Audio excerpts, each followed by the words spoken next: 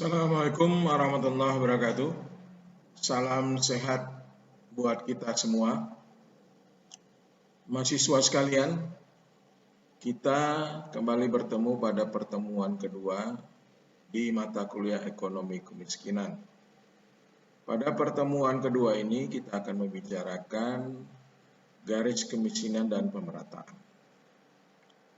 Di antaranya kita akan bicara apa sih garis kemiskinan itu, kemudian garis kemiskinan absolut dan garis kemiskinan relatif. Lalu penerapan garis kemiskinan di Indonesia, interpretasi garis kemiskinan, model-model pengukuran garis kemiskinan. Apa itu garis kemiskinan? Itu adalah tingkat minimum pendapatan yang dianggap perlu dibenahi untuk memperoleh standar hidup yang mencukupi di suatu negara. Dalam prakteknya, pemahaman resmi ataupun umum masyarakat mengenai garis kemiskinan itu biasanya lebih tinggi di negara maju daripada di negara berkembang. Jadi hampir semua masyarakat memiliki rakyat yang hidup dalam kemiskinan. Garis kemiskinan berguna sebagai perangkat ekonomi yang dapat digunakan untuk mengukur rakyat miskin dan mempertimbangkan pembaharuan sosioekonomi. Misalnya seperti program kesejahteraan, asuransi pengangguran untuk menanggulangi kemiskinan. Sedangkan pemerataan adalah bagaimana daerah terus ditingkatkan untuk dapat mendorong pertumbuhan terutama di kawasan timur Indonesia itu harus lebih tinggi dan tetap mempertahankan momentum pertumbuhan di wilayah barat, khususnya Jawa. Jadi pilar pemerataan pembangunan ini bertujuan mengurangi kesenjangan pendapatan di seluruh lapisan masyarakat, memperkecil kesenjangan antar wilayah, pemerataan infrastruktur sehingga kemiskinan akut berhasil dientaskan. Sebagai mendukung pemerataan ekonomi, maka pembangunan infrastruktur itu diarahkan pada konektivitas fisik seperti jalan, jembatan, bandara, dan pelabuhan serta infrastruktur penghubung virtual, misalnya internet dan telekomunikasi. Jadi, apa itu kemiskinan absolut? Yang dapat ditinjau dari dua sisi pada sisi konsumsi. Ada dua elemen yang bisa mendeskripsikan kemiskinan absolut itu. Pertama adalah pengeluaran yang diperlukan untuk membeli standar gizi, minimum, dan kebutuhan mendasar lainnya. Yang kedua adalah jumlah kebutuhan lain yang sangat bervariasi.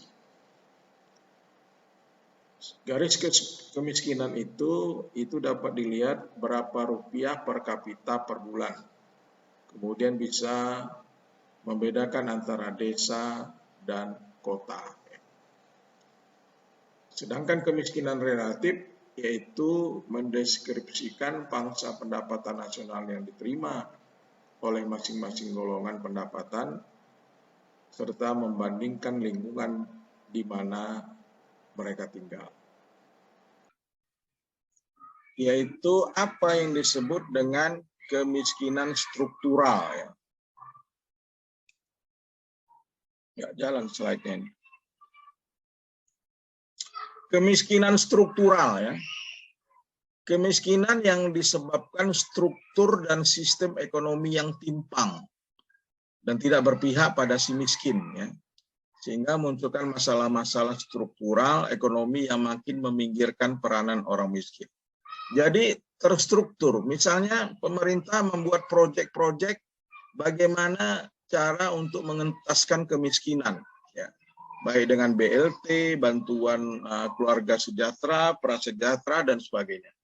Tetapi proyek-proyek itu setelah disurvei dan diteliti itu malah tidak sampai atau tidak tepat sasaran misalnya. Ya.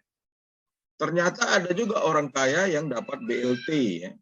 ternyata ada juga orang kaya yang dapat kartu prasejahtera sehingga dia dapat bantuan beras dan sebagainya.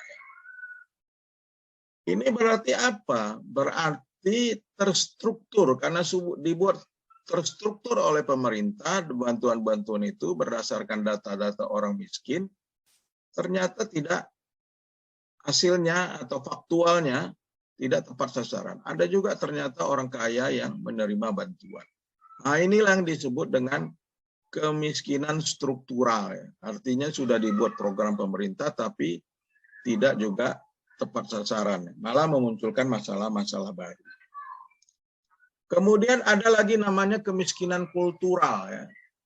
Ini dikaitkan dengan budaya masyarakat yang menerima kemiskinan yang terjadi pada dirinya. Saya ini udah miskin, udah pasrah aja lah, memang miskin gitu ya. Bahkan tidak merespon usaha-usaha pihak lain yang membantunya keluar dari kemiskinan tersebut ya. Jadi kalau dikasih BLT ya udah habis gitu aja ya, atau bantuan lainnya habis gitu aja karena dia sudah nerimo ya, kalau orang Jawa bilang nerimo dia miskin itu. Jadi itu secara kultural atau budaya. Jadi sudah mendarah daging ya, sehingga dia nerimo aja miskin itu. Jadi tidak berusaha keluar dari kemiskinan itu. Jadi ada juga di masyarakat kita seperti itu ya. Menerima aja dia dengan kemiskinan. Jadi cuek aja ya. Dapat bantuan, dapat, enggak kayak gitu. Jadi enggak ada usaha dia untuk keluar daripada garis kemiskinan atau kemiskinan itu. Slide berikutnya kita bicara penerapan garis kemiskinan di Indonesia ya. Jadi kemiskinan di Indonesia seperti di video yang kita tayangkan tadi ya, hampir mirip ya.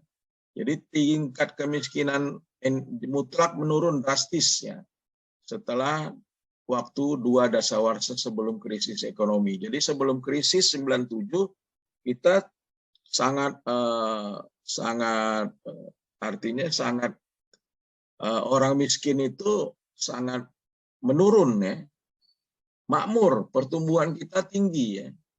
Tetapi setelah menjelang krisis 98 malah menurun, makin banyak orang miskin. Jadi ditandai penduduk miskin tahun 1976 itu 54 juta ya. Kemudian menurun 40 juta di tahun 1981, kemudian 35 juta pada tahun 1984 dan seterusnya menurun kembali di 28 juta di Maret 2013 ya. Jadi datanya hampir-hampir mirip ya dengan yang disampaikan pada video tadi ya yang kita tonton bersama ya. Garis kemiskinan menurut BPS, Badan Pusat Statistik, yaitu mengukur garis kemiskinan dengan pendekatan konsumsi sejalan dengan pendekatan Bank Dunia ya. Garis kemiskinan tersebut diukur dari kemampuan membeli bahan makanan yang ekuivalen dengan 2.100 kalori per kapita per hari. Jadi kalau rakyat atau penduduk itu cuma bisa mengkonsumsi 2.100 kalori, maka itu termasuk dia orang miskin.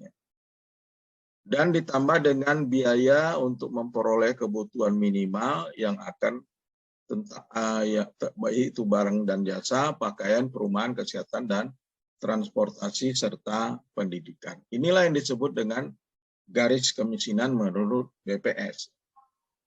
Kemudian ini adalah grafik yang menunjukkan penduduk di bawah garis kemiskinan di desa ya. Di desa ya. Kemudian ini adalah jumlah penduduk ya. Jumlah penduduk miskin itu menurun ya. Menurun ada naik sedikit di 2005 ya. Lalu turun lagi ya. Ini adalah grafik penduduk di bawah garis kemiskinan di tahun 96 sampai 2011. Ini yang di desa ya. Bagaimana dengan yang di kota? Di kota kan juga ada orang miskin ya. Malah trennya tinggi ya, lebih tinggi penduduk miskin di kota daripada di desa ya. Apa sebabnya? Salah satu sebabnya ya faktor mencari makan ya. Kalau orang desa kan gampang sekali ya, dia tanam sayuran, tanam cabai ya, beternak ayam, dia bisa makan ya. Kalau orang kota mana ada lahan yang untuk bisa dipakainya bagi orang miskin. Rumah aja kadang-kadang nggak punya ya kan, tanah apalagi kan gitu. Jadi tingkat penduduk miskin di kota itu jauh lebih tinggi ya, dibanding tingkat penduduk di pedesaan. Kemudian ada beberapa teori ya, teori kemiskinan, yaitu menurut Banerjee Rao ya, menurut Banerjee Rao bahwa Rao menghitung garis kemiskinan dengan memperhitungkan kebutuhan kalori per hari minimum ya yang diperlukan seseorang untuk hidup layak sebagai dasar, kemudian ditambah lagi dengan keperluan untuk kehidupan dasar yang sifatnya sosial. Misalnya untuk pemeliharaan kesehatan, sekolah, dan sebagainya. Baik, karena di sini azan ya, kita skor dulu ya. Kita skor dulu Zoom kita, nanti kita kembali lagi, jangan keluar dari Zoom ya. Atau nanti kalau keluar, tiba-tiba keluar, kan saya ini pakai paket hemat, paket gratis ya. Nanti tiba-tiba nanti mati ya, nanti Anda join lagi ya. Join lagi nanti ya. Jadi karena ini azan, kita skor dulu azan, selesai azan, kira-kira 10 menit lah ya kita skor, nanti kita balik lagi. Kalau tiba-tiba nanti mati Zoom-nya, ya masuk lagi ya. Oke, kita skor untuk waktu azan sholat isya. Ada lagi menurut Profesor Sayoga ya, bahwa dibedakan antara daerah perkotaan dan pedesaan. Jadi orang miskin di daerah perkotaan itu dibedakan dengan orang yang miskin di daerah pedesaan. Garis kemiskinan untuk pedesaan itu setara dengan 240 kg beras. 240 kg beras per kapita per tahun. Sedangkan untuk perkotaan itu setara dengan 360 kg beras per kapita. Jadi lebih tinggi standar orang miskin di kota dibanding dengan orang desa ya. Jadi kalau orang miskin dikatakan orang miskin kalau di daerah pedesaan itu apabila dia cuman sampai batas mengkonsumsi 240 kg. Sedangkan orang miskin kota itu setara dengan kalau dia di bawah atau sampai batas 360 kg mengkonsumsinya, maka dianggap miskin. Jadi garis kemiskinan itu ditetapkan setelah survei di seluruh Indonesia ya. Pada tahun 1973. Kemudian yang terakhir adalah model-model pengukuran garis kemiskinan. Sebenarnya ada beberapa model ya, mengukur bagaimana sih sampai bisa dianggap itu batas garis kemiskinan itu, apa sih ukurannya dan bagaimana modelnya. Jadi pengukuran kemiskinan itu secara teori dibagi dua. Ya. Ada namanya pendekatan kuantitatif atau moneter, ya. Kuantitatif ya, hitungan ya. Ada yang disebut pendekatan kualitatif atau kualitas ya, atau non moneter ya. Jadi ada pendekatan moneter, ada yang non moneter. Kalau pendekatan kuantitatif yaitu mengukur pendapatan per kapita penduduk. Ya. Berapa pendapatan per kapita penduduk ya? Tadi kan 2.100 kalori ya. Nah, itu bisa diukur atau tadi atau di video 1.600.000 ya per tahun. Ya. Kalau dia mempunyai satu orang istri, 2 orang anak ya. Jadi 400.000 per hari ya. Itu termasuk jadi kalau cuman dapat dia satu hari 400.000 itu sudah masuk kategori miskin. Nah, saya nggak tahu Anda ini termasuk miskin atau enggak ya. Kalau per harinya dapat nggak uang 400.000 ya. Nah, paling minta dengan orang tuanya ya gitu. Kemudian konsumsi pengeluaran per kapita dihitung juga berapa konsumsinya ya. Sedangkan pendekatan berikutnya adalah non moneter. Apa yang dilihat? Dilihat beberapa indikator. Ada yang disebut indikator individu, yaitu berupa berapa banyak angka kematian bayi. Ya. Jadi kalau banyak angka kematian bayi berarti terjadi kemiskinan di situ ya. Kenapa? Orang tidak berobat ya, atau tidak kontrol ya. Ibu-ibu hamil tidak kontrol bayinya, tidak kontrol ke puskesmas. Kenapa? Ketidakadaan biaya. Ya. Lalu ada disebut partisipasi sekolah ya, nggak bersekolah. Kemudian harapan hidupnya rendah. Ya. Ini indikator individu namanya.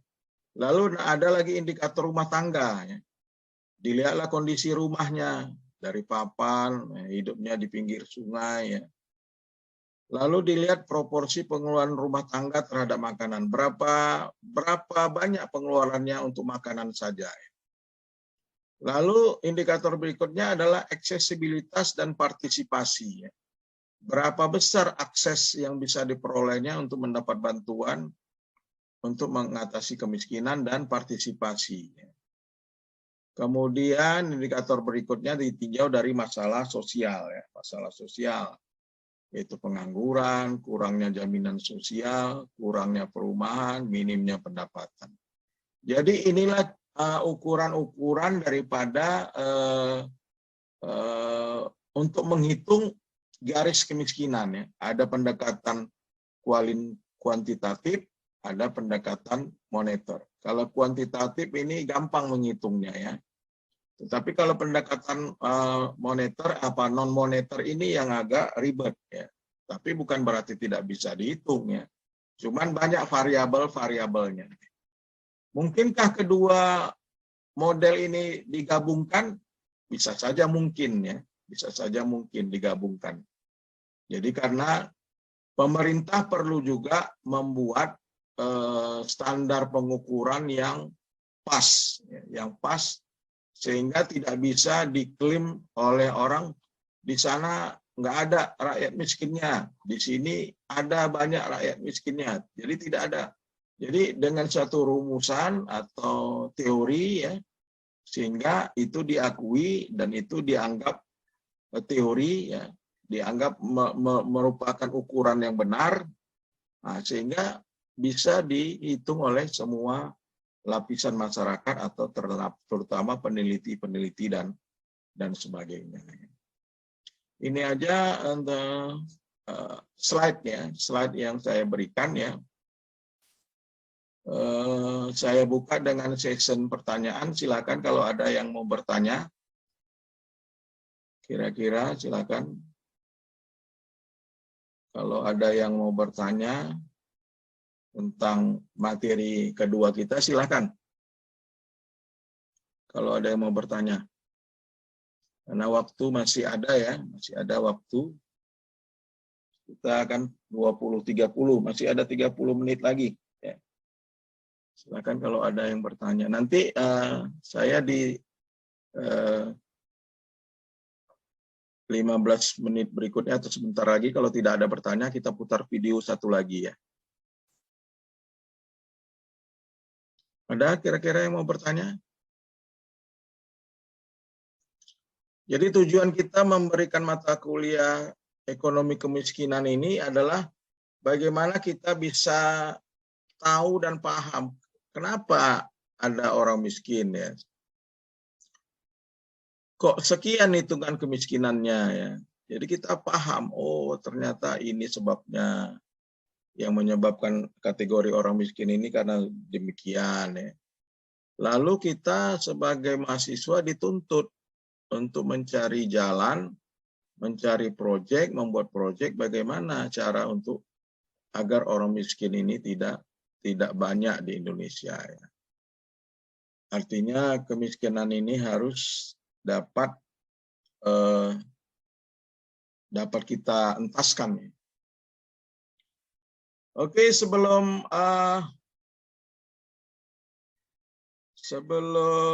ini ya, bentar ya. Halo Pak, Cita Pak. Silakan. Mau bertanya? Iya. Silakan Suci. Pak, ini paling saya cuma pengen nanya apakah ada korelasinya antara ekonomi kemiskinan ini dengan kayak UMR, UMP, UMK gitu ya Pak ya. Maksud saya masih gini, pemerintah ataupun istilahnya kayak jajaran terkait menentukan ini dia UMR, UMP, UMK itu apakah tetap ada faktor yang dilandasi mengenai garis ekonomi kemiskinan itu atau enggak gitu sih Pak. Saya cuma mikir ada korelasinya apa enggak. Jadi kalau di pastilah ada korelasinya, hubungannya ya. Karena UMR atau UMP ya, itu kan untuk orang yang bekerja. Artinya kan sudah ada pendapatan dia. Nah, cuman pendapatannya itu sudah termasuk kategori atau perhitungan sesuai enggak ya? Misalnya UMR kita kan 2 juta sekian ya, 2 juta atau 3 juta ya. Berarti kalau udah sampai situ, seorang pegawai atau pekerja itu tidak bisa lagi kita kategorikan orang miskin. Nah, tadi di video awal kan 400.000 ya, 400.000 satu orang ya. Kalau dia 2 orang 1.600.000 ya. 1.600.000 dia dapat penghasilan ya. Nah, jadi sebenarnya itulah batas minimal yang disebut dengan orang miskin ya. Jadi kalau misalnya 1.600.000 itu ya. Jadi kalau pendapatannya 1.600.000 itu termasuk kategori miskin. Jadi kalau udah UMR, UMP mungkin tidak disebut lagi dia termasuk orang miskin ya. Tapi yang paling penting adalah bagaimana pemerintah membuat banyak proyek-proyek ya, proyek-proyek untuk orang-orang miskin bisa bekerja ya. Karena salah satu cara untuk mengentaskan kemiskinan adalah ya harus bekerja ya, rakyat ini harus bekerja, punya pendapatan ya. Jadi ada juga korelasinya dengan tingkat pengangguran ya. Nah, tingkat pengangguran tinggi ya. Pastilah kalau orang menganggur pasti tidak ada pendapatan ya pastilah dia kategori orang miskin kan gitu. Jadi banyak cabang-cabang atau variabel-variabel yang bisa dihubungkan dengan ekonomi kemiskinan ini ya. Jadi memang jelimet ya, jelimet artinya ekonomi kemiskinan ini banyak tinjauannya ya, sangat banyak tinjauannya. Jadi perlu bagi kita untuk tetap ini ya, untuk tetap bagaimana kita bisa lebih paham ya tentang ekonomi kemiskinan dan kita juga bisa menghubungkan dengan variabel-variabel lain. Mungkin gitu aja kira-kira yang Suci kira-kira paham atau puas. Bagaimana Suci, puas dengan materi saya atau jawaban saya?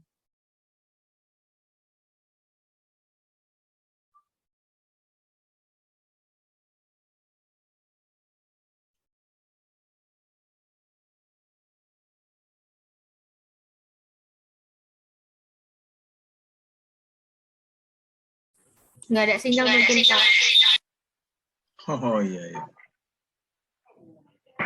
Oke, coba, ayo silakan, siapa itu? Desmond, Pak. Ya, silakan. Pak, mau tanya, Pak. Tadi Bapak terangkan tadi kalau negara maju itu angka kemiskinannya bisa lebih tinggi daripada negara berkembang ya, Pak? Iya. Itu kenapa bisa terjadi itu, Pak? apa yang menyebabkan negara maju angka kemiskinannya lebih tinggi dari negara berkembang? Ya, karena negara maju itu kan sistem ekonominya kan berbeda ya dengan negara berkembang ya. Jadi kadang-kadang faktor orang miskin itu tidak menjadi perhatian yang serius bagi pemerintah negara-negara maju itu. Jadi makanya tidak terdeteksi secara detail ya, di negara maju itu. Padahal kalau disurvei tingkat kemiskinannya itu tinggi ya. Karena apalagi macam Eropa, Amerika ya, itu kan liberalismenya itu kan tinggi ya. Artinya semua individu itu berusaha untuk menjadi orang yang sukses, kaya ya, berpenghasilan ya. Tidak ada faktor-faktor yang membantu orang yang susah ya, orang yang susah. Hanya beberapa presiden saja yang punya empati seperti itu ya. Tapi Desmond, itu bukan saya yang bilang, itu teori yang bilang itu ya. Jadi setelah diteliti ya oleh para ahli dan teori-teori mereka yang menyatakan bahwasannya, saya kan cuma menyambung lidah aja ya, bahwasannya di negara maju itu justru tingkat kemiskinannya itu tinggi ya. Tapi nanti bisalah kamu nanti bisa teliti lah itu apa betul itu teori itu kan gitu ya. Nah, kan bisa jadi ya, proposal skripsi kamu salah satunya ya variabelnya itu ya. Kira-kira gitu penjelasan saya. Ya silakan Khofifah Nur. Silakan. Iya Pak, makasih kesempatannya Pak. Saya Kofifa. Mau nanya soal tadi Pak, nyambung ke pertanyaannya Kak Suci soal Ya. proyek pemerintah ya Pak. Itu kan salah satunya tadi penyebabnya proyek pemerintah yang tidak tepat sasaran seperti BLT, BPJS, dan segala macamnya gitu. Terus kok bisa Pak pemerintah malah memberikan apa ya BPJS atau BLT bantuan dan segala macam itu ke orang-orang yang tidak berhak gitu. Padahal kan pasti pemerintah punya data yang konflik gitu. Apalagi dari perhitungan-perhitungan mereka dari kemiskinannya di Indonesia siapa aja gitu. Kok bisa jadi tepat salah sasaran gitu Pak. Makasih Pak. Baik, Khofifah Indah Parawansa. Oh, itu Gubernur Jawa Timur ya. Ini Khofifah Nur Batubara ya. Jadi yang salah tuh yang tukang surveinya. Tukang surveinya yang salah. Keplingnya yang salah. Dimasukkannya tetangganya, dimasukkannya saudaranya yang sudah kaya, dapat beras, dapat BLT. Karena asal data itu kan dari lingkungan, ya, kepala lingkungan. Jadi itulah menyebabkan tidak tepat sasaran tadi. Itulah yang akhirnya ketahuan, itu orang kaya kok dapat beras, itu orang kaya kok dapat BLT. Kenapa? Ketidakjujuran oknum-oknum, ya, oknum-oknum di daerah membuat data. Malas mendata, kepala lingkungannya malas, udahlah yang ini aja, yang saudara-saudaranya aja, dah. Akhirnya apa? Data itu kan berjenjang, masuk ke lurah, masuk ke kecamatan, ya, masuk ke kota, ya, provinsi dan sebagainya. Akhirnya apa? Data yang nggak benar yang masuk itu, ya, itulah yang diakumulasikan oleh pemerintah. Jadi memang harus kita check and balance itu ya. Artinya begini, memang kita tidak juga bisa menyalahkan ya, pemerintah 100% karena apa? Sumber datanya itu ya. Bisa saja mungkin surveinya honornya nggak ada misalnya keplingnya ya, nggak dapat honornya ya. Jadi dibuatnya lah tulisnya aja salah-salah kan gitu. Bisa jadi ya kekurangan dana tim kan suka ada BPS itu ya, survei penduduk ya, sensus penduduk. Itu kadang-kadang kan banyak nggak benarnya, ya kan. Tahu-tahu ditempelkannya aja di rumah kita, ya. Ini sensus penduduknya. Entah apa isinya, entah apa, nggak pernah pula kita ditanya-tanya, atau udah ditempelnya aja kan. Bayangkan itu kali berapa jumlah penduduk, ya kan? Kan kalau data yang salah yang dimasukkannya. Kan. Kira-kira gitulah. Artinya itu memang harus selalu kita perbaiki ya. Kita makanya kadang-kadang ya kita nggak apa ya. Dari KTP juga kan kita tidak bisa juga deteksi oh ini KTP-nya orang miskin atau orang kaya, kan susah juga gitu kan. Jadi memang harus selalu diperbaiki dan diperbaiki. Oke, silakan dibuka kameranya. Saya ingin foto dulu ya. Silakan buka kameranya.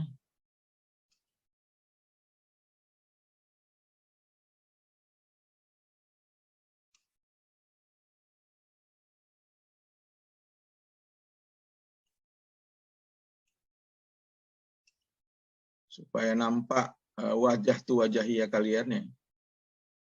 Oke, ini slide, tunggu ya. Lalu slide berikutnya.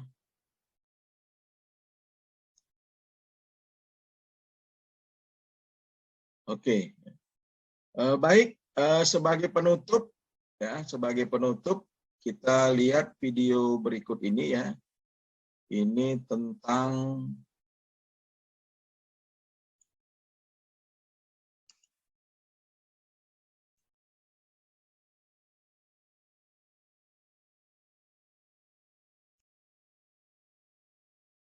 baik, kalau tidak ada pertanyaan, saya pikir sekian dulu ya materi kita. Minggu depan udah puasa ya. Udah puasa, nanti kita berjumpa di e-learning ya, karena bagi yang muslim ya mungkin akan sholat tarawih ya, di jam-jam segini kan sholat tarawih itu ya. Nah, saya pun kebetulan pengurus masjid juga, pastikan saya akan sholat tarawih. Jadi makanya pembelajaran selama bulan puasa kita alihkan ke e-learning ya. Jadi dalam hal e-learning ini Anda diharapkan banyak membaca, banyak melihat referensi-referensi lain. Di samping nanti PowerPoint tetap saya share ya melalui e-learning. Mungkin akan saya buat forum diskusi tanya jawab. Saya akan bertanya atau Anda silakan untuk bertanya juga, saya jawab gitu. Jadi ada interaksi kita di e-learning ya. Absensi nanti juga melalui WA Group ya. Absensi saya harapkan melalui WA Group dengan menyebutkan hadir ya. Tapi tidak saya batasi lah sampai di jam 19 sampai jam 19.15 ya. Karena kan saya paham juga Anda juga mungkin yang muslim akan tarawihan juga ya. Jadi silakan, yang penting Anda absen pada jadwal pembelajaran kita ya. Jadi jangan lupa atau jangan tidak absen. Mungkin ini aja tambahan penjelasan dari saya. Lebih kurang saya mohon maaf ya. Kita selamat menunaikan ibadah puasa bagi yang menjalankannya ya. Semoga puasa ini kita semakin sukses, semangat, dan memberikan ketakwaan kita kepada Allah Subhanahu wa Ta'ala. Kita sudahi pertemuan ini dengan mengucap lafaz hamdalah, alhamdulillahirabbil alamin. Assalamualaikum warahmatullahi wabarakatuh. Salam sehat selalu. Silakan kalau ada yang mau live. Waalaikumsalam. Terima kasih. Silakan kalau mau ada mau live ya.